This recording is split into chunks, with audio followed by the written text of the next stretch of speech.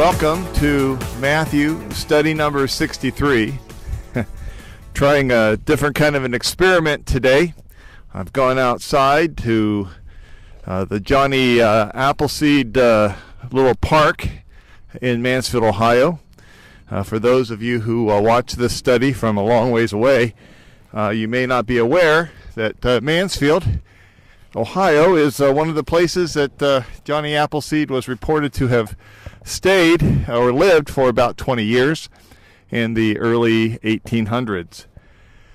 It just happens to be a really gorgeous day today, on the day I'm recording this study.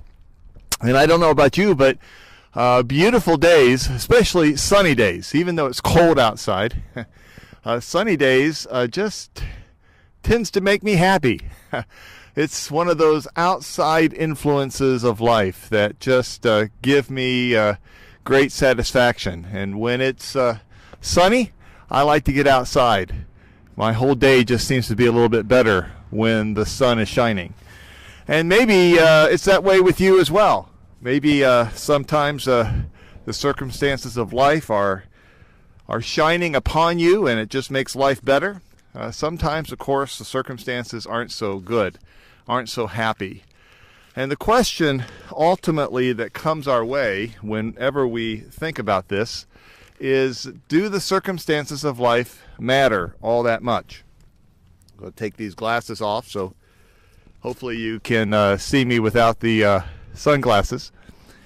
But the circumstances of life tend to either be good or bad, lead to happiness or not happy. And I think that Jesus understood this, and that may be one of the reasons why he began his famous Sermon on the Mount with what we now know as the Beatitudes. Just so we're on the same page, let me take my Bible and turn to Matthew chapter 5, beginning with verse 3. And we'll read this together. Blessed are the poor in spirit, for theirs is the kingdom of heaven. Blessed are those who mourn, for they shall be comforted. Blessed are the meek, for they shall inherit the earth. Blessed are those who hunger and thirst for righteousness, for they shall be satisfied. Blessed are the merciful, for they shall receive mercy. Blessed are the pure in heart, for they shall see God. Blessed are the peacemakers, for they shall be called sons of God. Blessed are those who are persecuted for righteousness' sake, for theirs is the kingdom of heaven. And blessed are you when others revile you and persecute you and utter all kinds of evil against you falsely on my account. Rejoice and be glad, for your reward is great in heaven. For so they persecuted the prophets who were before you. Certainly one of the perhaps downsides of being outside is that there's a little bit of wind blowing, and I hope you don't mind the sound of that. It feels good to me, even though I am definitely getting a little chilly being out here. Well, I want to talk for a few days about the Beatitudes in general, and then we're going to get to them one at a time. Certainly in no hurry, as you can probably tell, to move through Matthew. I'd like to start just with the actual meaning of the word blessed. It actually, in the Greek, is the word makarios. It describes, well, before I go into the definition of the word, how can I remember makarios? The way I remember it is, remember that old dance, the Macarena? You just can't do the Macarena without being somewhat joyful and somewhat happy. And that's really where this word is. It's makarios. It means happiness, but it's an internal sense of the word, not an external circumstantial kind of sense. Makarios actually describes the gods. And the gods were, at least in Greek life, were unaffected by what went on in the world. They were unaffected by the circumstances that affected men. There was Makarios really was thought of as the joy of the gods. We actually get this sense from Hebrew poetry as well.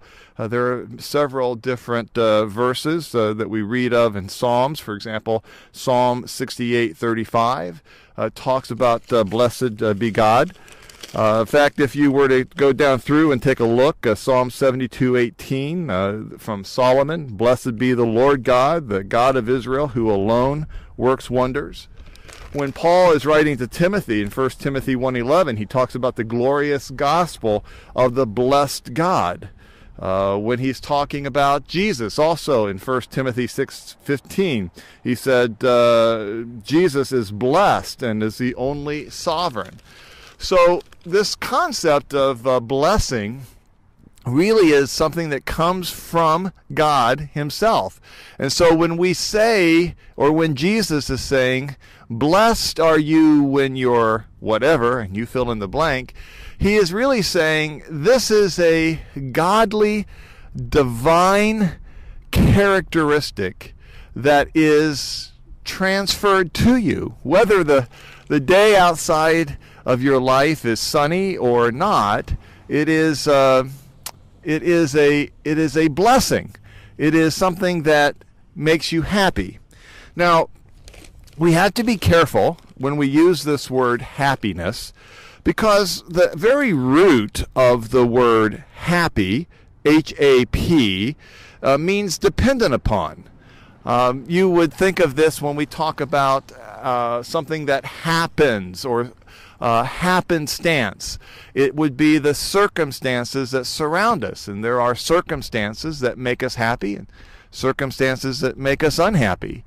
But when we get to this concept of blessing, it's happiness, but it's happiness that's not dependent upon our circumstances. It's not something that comes and goes. It is really a Christian blessedness, a Christian joy that is ours at all times, regardless of the circumstances that we face. It is a joy that comes from within. It's what is it that John says in John 16? That Jesus says in John 16:22 that John records. Jesus says, "No one will be able to take your joy from you."